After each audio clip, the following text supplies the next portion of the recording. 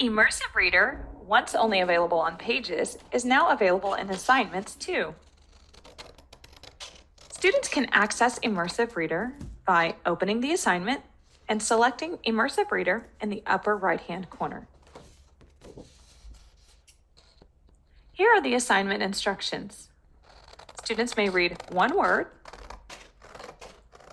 Complete.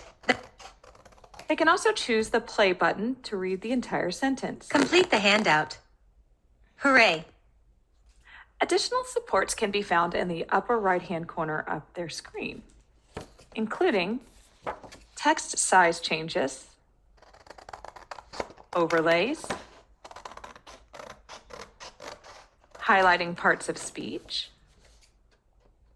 and more. Students may need support with a line focus, the picture dictionary,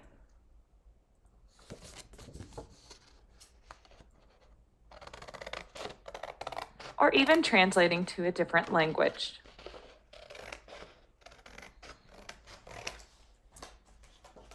Here we have the entire text translated, or we can translate just one word.